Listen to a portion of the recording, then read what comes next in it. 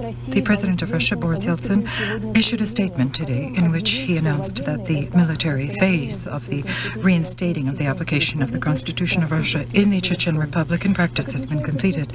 As is noted in the text of the document delivered by the press service of the head of state, the shift to the phase of civil construction is beginning and the restoration of constitutional forms of rule.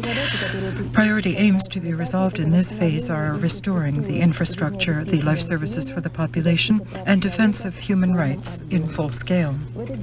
On this day, which gives us hope for the restoration of peace, let us bow our heads in memory of the soldiers who died in that conflict in front of those losses sustained by the peaceful population.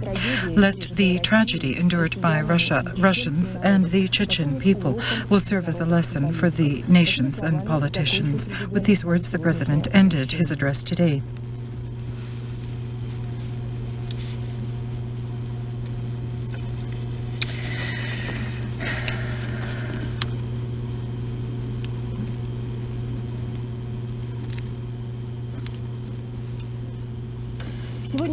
Today it became known that over the presidential palace in Grozny, which was overtaken, the Ural troops have raised the flag of the Russian Federation. But according to Interfax's information, Dudayev supporters assert that the taking of the presidential palace does not yet mean a final end of war. The staff of the armed forces was redislocated to the other bank of the river Sunja, a few kilometers from the presidential palace. As we've already reported, the first exchange of prisoners of war in Chechnya was held in the suburbs of the village Asinovskaya. Today we received video clips where the prisoner of war of the federal forces, the 19-year-old native of the Kemerovo district, Sergei Kuznetsov, is exchanged for the resident of Ochkhoy-Martan, Musu Beliskayev. The representative of the command of the federal forces, Lieutenant Colonel Sibirtsev, announced readiness to continue similar acts. We're prepared not just for an exchange, but are prepared to buy back our prisoners, he said. According to Sibirtsev, today near Asinovskaya, another exchange of prisoners should occur. In Ingushetia, the mothers of the Russian soldiers fighting in Chechnya demanded immediate cessation of bombings of Grozny, the removal of forces, and the main thing, to publish lists of casualties. They sent their appeal to the federal authorities. The control over distribution of humanitarian aid, the authors of that appeal request to be transferred to the Coordinating Council of Soldiers' Mothers of Russia, which temporarily is in Nazran, but the Ministry of Emergency Situations of Russia, Sergei Shoigu, called the statement of several sources of mass media an absolute fabrication, that ostensibly humanitarian cargoes being sent to Grozny are ending up in the hands of Dudayev military gangs. According to the minister, the cargoes are headed for those populated points where there are representatives from the Ministry of Emergency Situations. However, Sergei Shoigu specified that for the future fate of cargoes, especially in the territory of Ingushetia, his department cannot assume responsibility. Military specialists feel that even after the end of combat activities in Chechnya, the deaths of people is not excluded because Dudayev gunmen have stuffed the Chechen land with mines. To disarm them, prevent the death of peaceful citizens and troops is the main objective of the field engineers since the beginning of war. Therefore, their battle for the lives of people knows no rest, and the sense of risk is always intensified to the utmost. Each day, intelligence, reconnaissance services brings us information, and groups of field engineers are dispatched to unearth mines. We recently defused an entire anti-tank minefield, but before that, a tank did blow up. Basically, we worked with K9 units. Just before Grozny, also a combat transport vehicle was blown up. Our group went there and defused a minefield which consisted of anti-tank and partly anti-infantry mines. Many officers from the Ministry of Defense who are being sent to Chechnya with the newly formed divisions absolutely refused to embark on that mission, explaining the refusal for family and other reasons. Since in the motor artillery brigades being prepared for deployment, a regiment of combat danger is announced, the officers refusing to go according to the bylaws can be court-martialed. This was a comment made to the Russian Information Agency by a representative from the Ministry of Defense. But concrete measures against those who are refusing to go to Chechnya Chechnya are being applied. Evidence of this is a report from Itatas. Disarmed and disbanded was the OMON Special Designation Squad in the city Bratsky, Irkutsk district, because of its refusal to go to Chechnya. According to the head of the City Department of the Internal Affairs, those refusing will be discharged from service. In Chechnya, the rotating replacement of internal affairs of the Ministry of Affairs of Russia, OMON and Special Quick Response Squads, is coming to an end. Some of them, having undergone brief training preparation in Rostov and Mozdok, were forced immediately to enter combat. The attack of the Dudaev forces on the outskirts of Grozny and in the city to regain lost positions didn't end in success. Continuing, together with the army forces, to engage in battle for the city, the internal forces and militia have already begun to work on tasks in post-combat period in Chechnya, confiscating weapons from the population who abstained from combat, restoring local organs of internal affairs. And so, in the Natirich region, the Znamensky Ministry of Internal Affairs Department was restored, employing 65 people. The attestation of local militia is being conducted in the Naursk and Shaikovsky regions. Representatives of the Ministry of Internal Affairs met with former employees of organs of internal affairs from the Shalinsk and Grozny areas. Increasing warmth and support are felt by officers and soldiers from the most varied social organization and simply from families of compatriots. While some, for the 100,000th time, are slandering the soldiers or crying crocodile tears over them, others help with bread and maternal smiles. And now a report about how events in Grozny were developing today. Above the overtaken presidential palace in Grozny, today the troops from the Ural district raised the flag of the Russian Federation.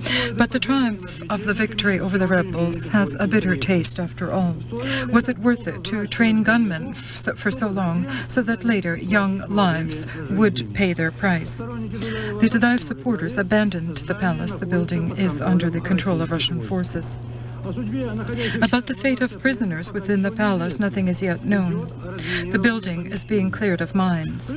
The press service of the government of Russia today announced that units and subdivisions of the federal forces conducted combat in the center of Grozny and were clearing individual parts of the city. The northerly and western groups of forces reunited on Victory Prospect.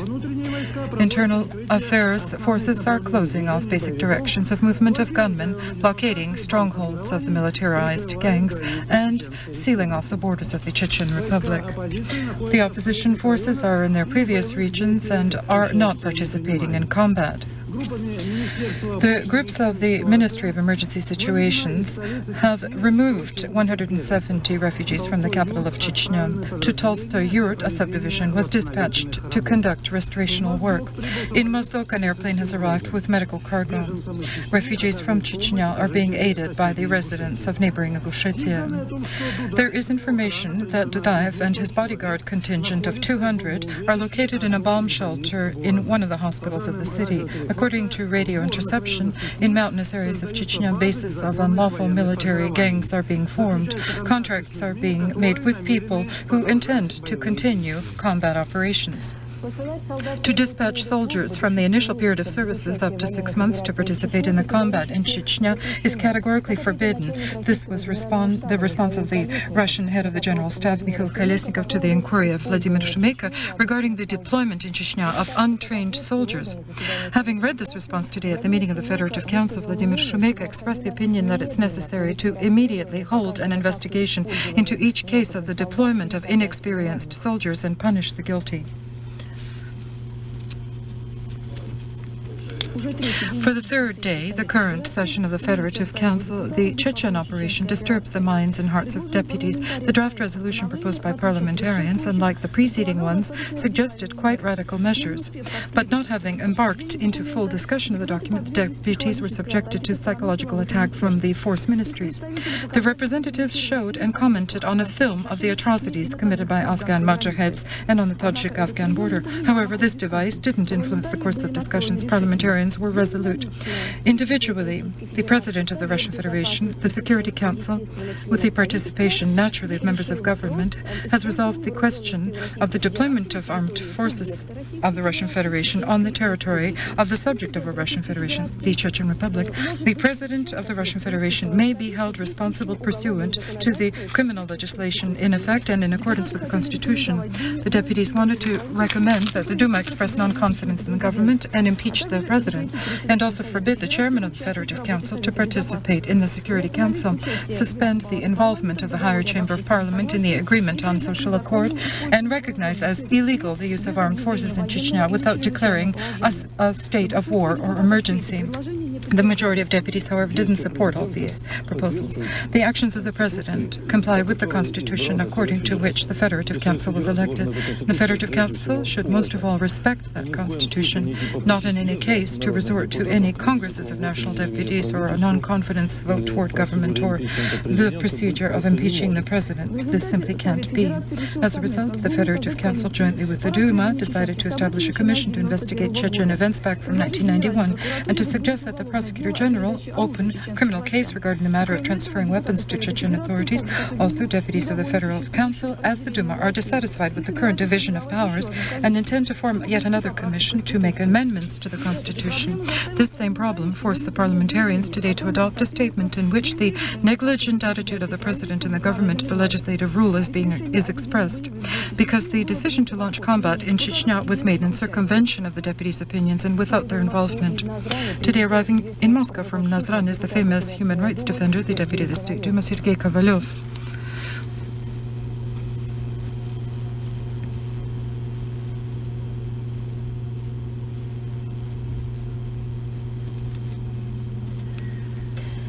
The basic topic of the press conference, which was given by Sergei Kovalev, was the collapse of dialogues, which, in his opinion, were scheduled to be held in Nazran. I'll remind you that, according to the official announcement of the press service of the government of Russia, during the conversation in Moscow between the Premier, Chernomyrdin, and Dudayev representatives on the instructions of the chairman of the government for contacts with the aim of ceasefire, military command was assigned to the generals Rokhly and Babichev, with whom the field commanders were to make direct contact in Grozny. The suggested meeting in Nazran, according to the government's press service, was never discussed. At the press conference in Vnukovo airport, Sergei Kovalev told the press that he arrived in Moscow for only 3 days to clarify reasons for the collapse of the ceasefire, about which the Prime Minister of Russia agreed on recently with representatives of Chechnya. Kovalev noted that the Russian generals used all their skill in order to avoid talks on the technical side of ceasefire. Moreover, according to him, the Minister of Defense, Karachev, interpreted the matter in such a way that the ostensibly not a ceasefire but the unconditional capitulation of the Chechen armed forces was to be discussed. In Kovalev's opinion, truce in Chechnya is indispensable, first of all, to stop bloodshed and to resume the dialogue process, without which the armed conflict can spread far beyond Grozny and become the beginning of a lengthy partisan war. Sergei Adamovich, the energies of the Russian armed forces are concentrated on Grozny, but in your opinion, will it end by taking it all? No. It's surmisable it won't end. This is already clear now, even for the military. And I think that this is the prime explanation for the expanding of the operation in mountain areas or at access points to mountain areas of Chechnya. More villages are being bombed. There are more casualties among the rural population.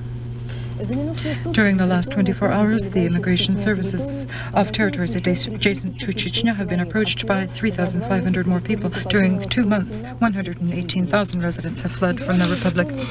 In the Federal Immigration Services of Russia, from the 23rd of January, a contact telephone will be operating for information on displaced persons from Chechnya, but only about those who have been registered in the territorial Federal Immigration Services. The telephone 095, that is Moscow's code, 207-3940, will be operating from the hours 10 to 1600 starting the 23rd of January. Our province, as always, has turned out to be amazingly compassionate, and forgetting all their problems, people simply flocked to the garrison hospital and hotel for refugees. They're bringing candy, fruit, greens, honey, toiletries, books, newspapers for some, and for some, clothing. During the course of 24 hours in the garrison hospital, an additional 3 city and intercity telephone lines were set up.